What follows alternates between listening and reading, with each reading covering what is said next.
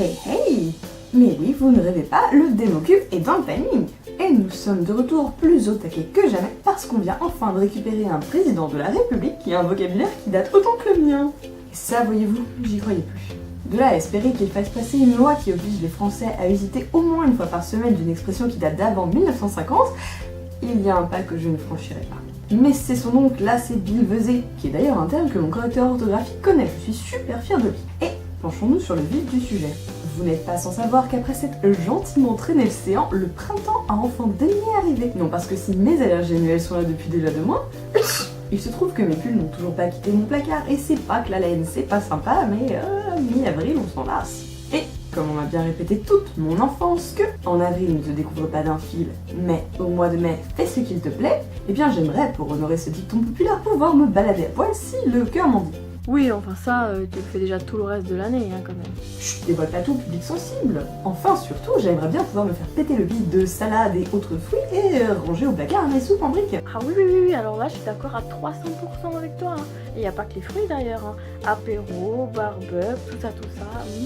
Et à force de rêver de fraises et de melons, bah forcément ça finit par déborder sur mes autres activités. C'est pour ça qu'aujourd'hui nous allons nous intéresser aux expressions qui mettent en scène des fruits et des légumes. Je ne vous ferai pas poireauter plus longtemps, alors on garde la pêche et on vient croquer avec nos lapins du savoir. Comment ça, je dois 50 centimes dans la boîte à gros mots pour chaque bague nulle? Eh mais c'était pas dans le contrat ça, hein?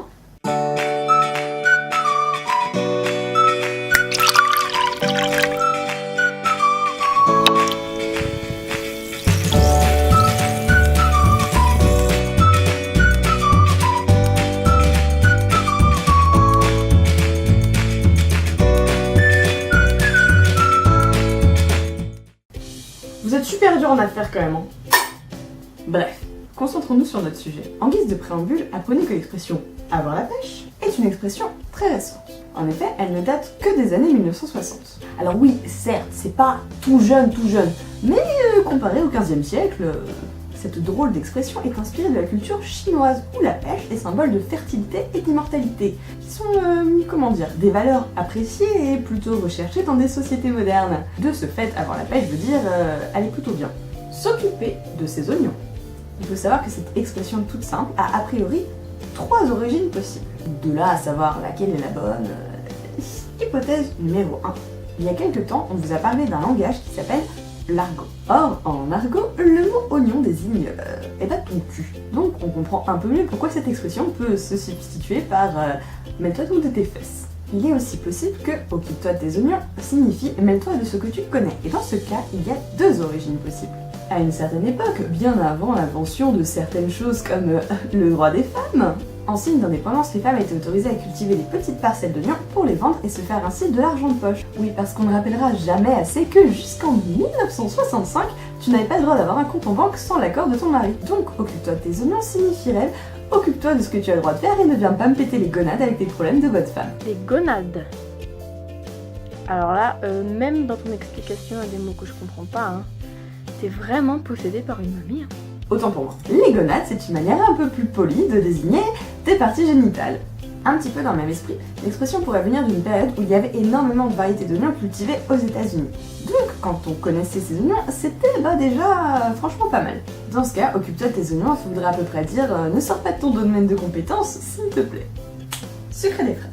L'expression sucre des fraises nous viendra du XVIe siècle, mais cette origine est à prendre avec des méga pincettes. Jusqu'à une certaine époque, la fraise désignait un espèce de col plissé en tissu que les nobles portaient autour du cou. Une sorte de truc moche qui ressemble à un abat-jour pas déplié. Comme ça.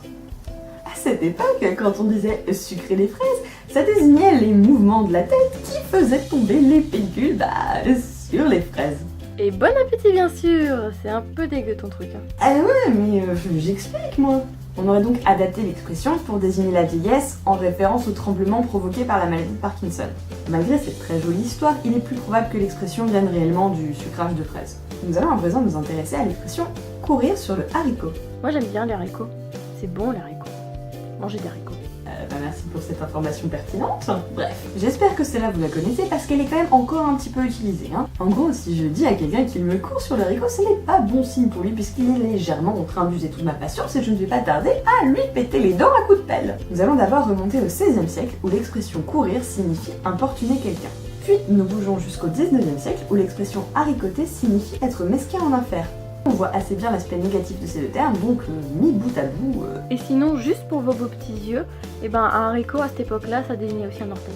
Et c'était une information très peu utile, on se l'avouera. Hein. Pour rester dans le même registre, nous allons revenir sur l'expression « la fin des haricots ». Là, celle-là, vous pouvez pas me dire que vous la connaissez pas du tout. Pour la signification, c'est plutôt simple, ça veut dire que c'est la fin de la fin, le bout du bout du bout du bout.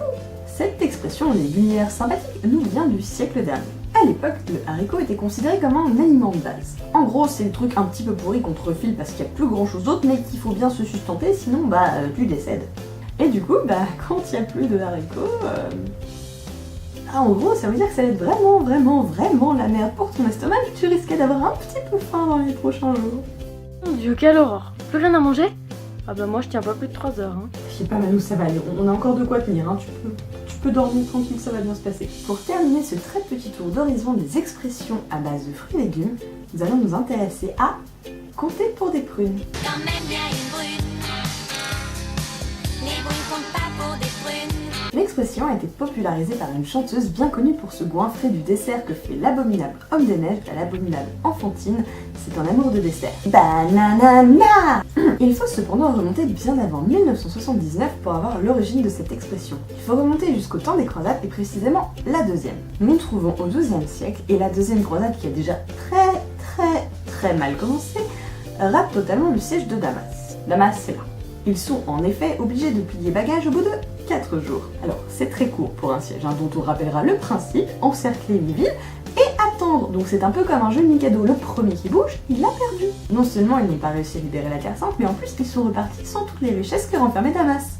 La seule chose que les croisés ont réussi à rapporter, ce sont des pieds de prunier. Les mots me manquent pour vous dire la joie de partir 5 ans en croisade pour... des prunes. Bah voilà, ça leur apprendra à vouloir envahir des gens comme ça sans être vraiment préparés. Hein. Franchement, même nous on ferait mieux. Non, nous on n'envahit personne s'il te plaît. Et surtout, ne me remerciez pas de vous avoir mis du yo dans la tête toute la soirée. C'est cadeau. Sur ce, mes poneys, je vous laisse vous coucher mon bête parce que là, moi j'ai très envie d'une salade de fruits. Comme d'hab, n'hésitez pas à vous abonner, à liker la vidéo et à me poser toutes vos questions. À dans 3 vendredis.